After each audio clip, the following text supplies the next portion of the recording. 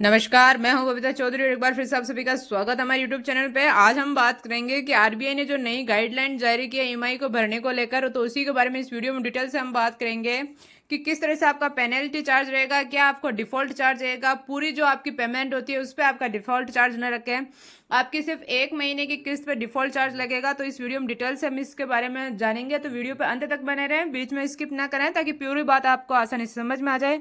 और आगे बढ़ने से पहले मैं आपको बता दूं, यदि आप हमारे चैनल पर नए तो हमारे चैनल को सब्सक्राइब कीजिए और अगर आपको हमारा वीडियो अच्छा लगे तो इसे ज़्यादा से ज़्यादा लाइक कीजिए और शेयर कीजिए। भारतीय रिजर्व बैंक ने 1 सितंबर 2024 से लोन अकाउंट्स पर लगने वाली पेनल्टी चार्ज और पैनल इंटरेस्ट को लेकर नई गाइडलाइंस लागू की हैं। यह कदम देश के लाखों उधारकर्ताओं के लिए बड़ी राहत लेकर आया। आइए इन नए नियमों के बारे में विस्तार समझाने, क्योंकि आम आदमी, कोई भी आदमी हो, हर आदमी बैंक से लोन लेता है और किस्तों को भरता भी है और टाइमली भर भी देते हैं, लेकिन कई बार 1-2 दिन ऊपर नीचे हो जाता है, लेकिन उसकी वजह से जो पेनल्टी लगती है उसकी वजह से सारे लोग परेशान है। तो उसी को लेकर आरबीआई ने एक सहूलियत बरती है आप हम सभी लोगों के लिए। आरबीआई का यह फैसला ग्राहकों के हित की रक्षा करने के लिए एक महत्वपूर्ण कदम है। इसका मुख्य लक्ष्य यह सुनिश्चित करना है कि बैंक और गैर बैंकिंग वित्तीय कंपनियां अपने ग्राहकों पर अनुचित या अत्यधिक शुल्क न लगाएं। यह नियम वित्तीय क्षेत्र में पारदर्शिता बढ़ाने व ग्राहकों पर अनावश्यक आर्थिक बोझ को कम करने के लिए बनाया गया है, जिससे कि बैंकों का नुकसान भी ना हो और ग्राहकों को भी ज़्यादा नुकसान ना हो। अब हम बात करें कि उचित डिफॉल्ट चार्ज क्या है। नए नियमों के अनुसार बैंक और अब केवल उचित डिफॉल्ट चार्ज ही वसूल सकेंगे।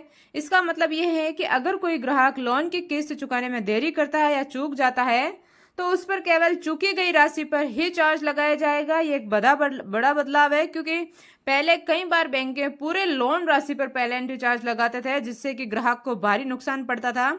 और ये सरकारी बैंकों के साथ साथ प्राइवेट कंपनियां भी इसी नियम के अनुसार काम करेगी। तो ये हमारे लिए बहुत ही बड़ी अपडेट है, क्योंकि गवर्नमेंट बैंकें अपने नियम से फिर भी चलती हैं, लेकिन प्राइवेट बैंकें भी इसी के अनुसार काम करेगी। तो ये हमारे लिए बहुत ही अच्छी बात है।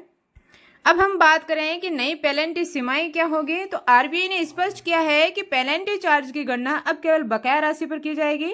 यानी कि अगर आपने 10 लाख रुपए का लोन लिया है और 1,000 रुपए या 10,000 रुपए की ईएमआई चुकाने में देरी हुई है, तो पेनल्टी केवल 10,000 रुपए पर ही लगेगी, न कि पूरे 10 लाख पर। यह नियम ग्राहक को बड़ी राहत देगा और उन्हें अपने वित्त को बेहतर तरीके से संभालने में मदद करेगा।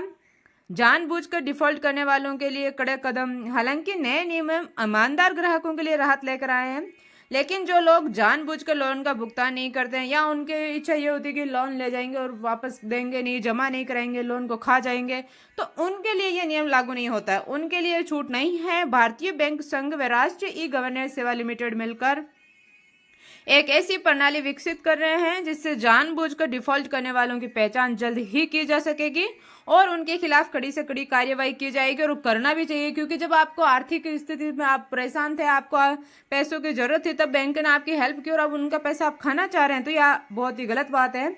अब हम बात करें कि बड़े लोन में डिफॉल्ट की क्या स्थिति होगी, कि NESL के आंकड़े बताते हैं कि भारत में 10 से 100 करोड़ रुपए के बीच के लोन में डिफॉल्ट की दर सबसे ज्यादा है।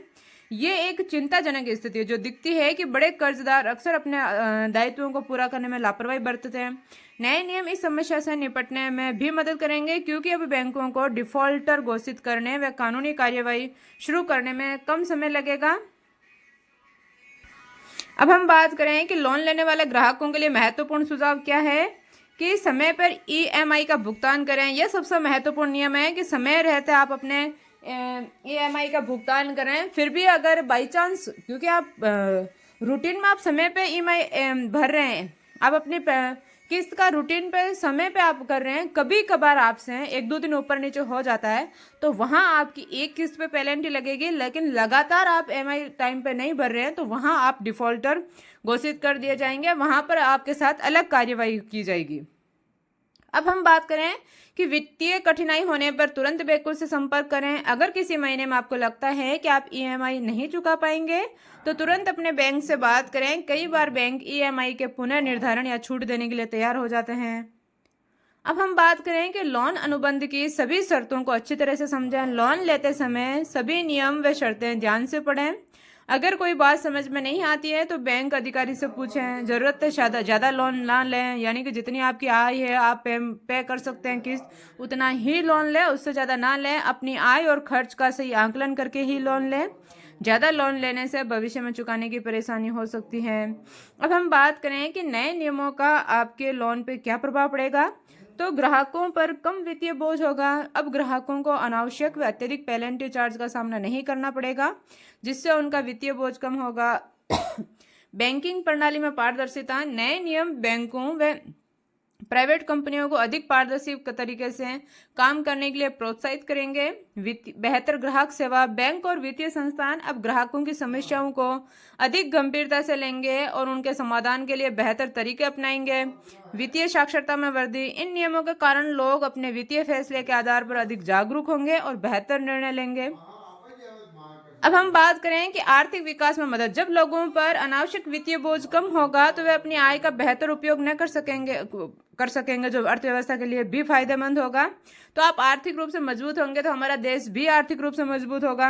आरबीआई की नई गाइडलाइंस भारतीय वित्तीय क्षेत्र में एक महत्वपूर्ण सुधार है। यह न केवल उधारकर्ताओं के हितों की रक्षा करता है, बल्कि बैंकिंग प्रणाली में विश्वास बढ़ाने में भी मदद करेंगे। हालांकि यह याद रखना महत्वपूर्ण है कि इन नियमों का सही लाभ तभी मिलेगा जब ग्राहक भी अपनी जिम्मेदारियों को समझे और अपने समय पर लोन चुकाने का प्रयास करे। तो और इसी तरीके की वीडियो देखने के लिए हमारे चैनल को सब्सक्राइब कीजिए और बेल आइकन को जरूर दबाएं, ताकि आने वाली वीडियो का नोटिफिकेशन सबसे पहले आप तक पहुंचे। और वीडियो को ज़्यादा से ज़्यादा शेयर कीजिए और लाइक कीजिए, ताकि जिसने भी अपनी बैंकों से लोन ले रखा है, जो कि आज भारत का आम आदमी या दुनिया का आम आदमी करता है, तो उन सब तक ये वीडियो पहुंचे। धन्यवाद।